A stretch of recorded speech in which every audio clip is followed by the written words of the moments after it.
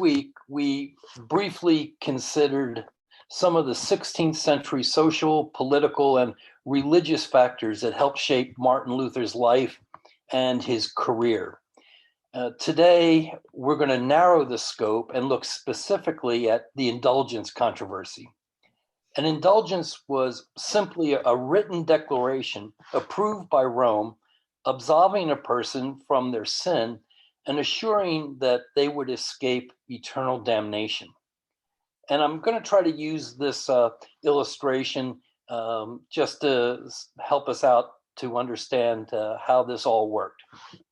I want you, if you can, to pretend first that you are a Roman Catholic and you're living in the 16th century. Okay, you got it? Here we go. So one day you find yourself outside the village bakery. The aroma of a fresh baked apple pie is overwhelming. And as they cool on a windowsill, you just can't help yourself. So when no one is looking, you grab one of the pies and you race home. But almost immediately, you are racked with guilt and shame, unable to believe that you are capable of such a dastardly deed. You rush over to the church to seek Friar Al's forgiveness. After admonishing you for your unchristian-like behavior, Friar Al speaks words of absolution, instructs you to pray 10 Hail Marys, and demands that you either pay for the pie or return it to the bakery. While still ashamed, at least the ugly ordeal is over. Or is it? Swiping anything is bad, but in the book of Leviticus, doesn't it say that pilfering an apple pie is really bad? So maybe Friar Al's words of absolution are not enough. Maybe your soul is still in trouble. Is it possible that stealing a freshly baked apple pie could have eternal consequences? Could one bad decision mean that you would have to spend additional centuries or even thousands of years in purgatory to work off your sin? Perhaps so. So why take the chance? And why not take advantage of one of the church's theological bailouts? For instance, if you make a generous contribution to the Pope's Patio Umbrella Improvement Fund, your time in purgatory may be reduced by at least a third. And if you make an additional gift in the name of your Aunt Mary, who unfortunately died last year, her stay in purgatory would also be shortened. And so how could you pass up a deal like that? Now, that was a lighthearted, perhaps irreverent way of introducing a very serious and troublesome subject. The sale of indulgences in Luther's thinking was theologically and biblically indefensible.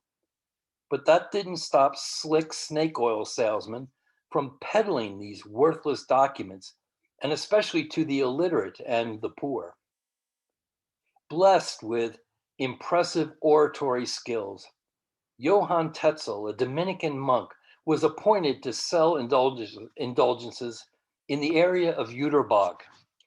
He was forbidden to enter Wittenberg 25 miles away because the Elector Frederick had established his own get-rich-quick scheme. And let me explain. In the 16th century, the Holy Roman Empire was made up of hundreds of distinct geographic territories, and they were administered by 7 nobles called electors. These electors had the responsibility and the privilege of choosing the Holy Roman Emperor. Frederick became an elector at the tender age of 23, and he established Wittenberg as his own capital. Instead of taking up golf or pickleball as a hobby, Frederick spent his spare time and lots of money amassing a huge collection of relics. In part, these relics included the thumb of St. Anne, a twig from the burning bush, a thorn from the crown of thorns, a fragment of Christ's swaddling cloth, a piece of gold from the Magi, and some bread from the Last Supper. Masses were constantly held in the castle church so that people could, for a price, of course, view the relics, which eventually numbered over 19,000. In 1517 alone, 9,000 services were conducted. That's a little over 24 services every single day of the year. Now, those who paid to view the collection provided Frederick with a steady stream of income, of course. And according to the elector's own calculation, the faithful who paid up could shorten their time in purgatory by exactly 1,902,202 years and 270 days. Now, as an aside, initially purgatory was not a place of punishment, but the place where one could be cleansed of their sins before entering the bliss of heaven. Now, while Rome's super salesman lacked a trunk full of relics, Johann Tetzel carried in his hip pocket the Peter's Indulgence. The purchase of this document would assure the forgiveness of sins and help subsidize the building of St. Peter's in Rome. But as early as 1514, Luther complained about the garish promotion of indulgences and berated parishioners for wasting their money on such a worthless document. But back in Rome, authorities soon feared that their lucrative cash cow would be jeopardized if Luther was successful in shutting down this indulgence boondoggle. So with the controversy heating up, we now turn to one of the most well-known events of the Reformation era, the posting of the 95 Theses on the church door at Wittenberg on October 31st, 1517. The church door served as the community bulletin board and was not solely reserved for important governmental or church-related announcements. For instance, on the door, you could find a list of anxious teenagers ready to babysit and the names of the unemployed who were looking for part-time work or a cheap place to live. Now, much to the chagrin and disappointment of Lutherans around the world, it's probable, it's likely that the church custodian, and not Luther himself, posted the document. And instead of using hammer and nails, it's likely that a glue-like substance held the paper in place. So much for those dramatic Reformation Sunday bulletin covers where Luther stands defiant with hammer in hand.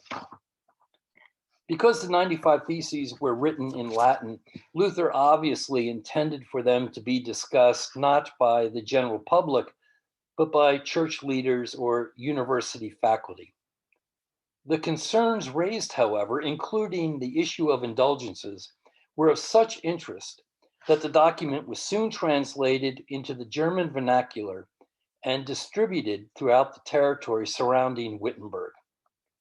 Luther honestly believed that after reading the 95 questions, concerns, and comments, the Pope would congratulate him for sparing the church additional harm and embarrassment. The reformer, however, was either overly optimistic or overly naive. Rome was not about to admit to a theological blunder, nor pull the plug on such a successful moneymaker. Instead, they were insistent that the young monk from Wittenberg should appear in the Holy City to answer charges of insubordination and heresy. Already annoyed that the sale of indulgences was sapping income from German coffers, the Elector Frederick insisted that if Luther was obligated to meet with papal authorities, it would have to take place on German soil. Because a meeting in the city of Augsburg had already been planned to discuss a variety of political and ecclesiastical matters, it was arranged for Luther to meet the papal envoy, the Cardinal Thomas Cajetan. When Luther refused to acknowledge the Pope's absolute authority, he fled the city late at night after learning that Cajetan was planning to have him captured and returned to Rome for questioning. Approximately 9 months later, in the town of Leipzig, Luther would lock horns with the brilliant scholar Johannes Eck, E.C.K. The main topic revolved around the primacy, the authority of the Pope. Because Leipzig was considered a quote unquote pro-Rome town and fearing the possibility of violence, the reformer and his entourage entered the city surrounded by 200 students from the University of Wittenberg. During the ensuing debate, a variety of theological issues were discussed, but the critical moment came when Eck accused Luther of embracing the views of John Huss, who had been burned at the stake in 1415. The tactic was both simple and brilliant. If Eck in any way could associate the teachings of Luther with Huss, then Rome would be justified in punishing him as a heretic. Angered that the debate ended in something of a draw, Eck would return to the Holy City and encourage the Pope to excommunicate the young troublemaker. And this prompted Luther to write, "Here in Wittenberg, we are convinced that the papacy is the seat of the true and living Antichrist." Now, it's important to note that Luther was calling the institution of the papacy the Antichrist, and it would not be for some time until he referred to the Pope himself as Christianity's greatest villain. Angered and frustrated, the Pope prepared a papal bull calling for Luther's excommunication. A bull was a type of public decree or announcement. Its name came from the word bulla, B-U-L-L-A, meaning seal. To authenticate a document, a pope would affix his signature and official seal at the bottom of every important pronouncement. Approximately 100 copies of the bull were printed and distributed throughout the empire, and tradition held that when Luther physically received his notice, he would have to appear in Rome within 60 days. It was also mandated that wherever the bull was posted, the works of Luther were to be collected and burned. While this edict was obeyed in some towns, many principalities throughout Germany refused to destroy the reformers' popular works. Luther, of course, had no intention of traveling to Rome, and on December the 10th, 60 days after he received the papal decree, he tossed it into a fire pit. So on January 3rd, 1521, Luther was officially excommunicated, and according to Rome, those foolish enough to support him could also be excused from membership in the church. Rome believed that once Luther was dealt with, Germans would quickly forget and forsake him and return to their beloved Catholic faith. But just the opposite happened. The Pope was vilified, and all Vatican papers went up in smoke. The drama continued when, on March 26, 1521, Luther received a summons from the Emperor Charles V. And he was summoned to appear in the city of Worms to discuss the content of his books and teachings. Because of the volatility of the times, Luther was granted 21 days of safe travel. He departed Wittenberg for Worms on April the 3rd. It was a trip of 300 miles. Next week, we'll learn if Luther made it to Worms unscathed, and what, if anything, happened when he was confronted by the Emperor Charles V. Thank you for your kind attention. Now Barb will lead us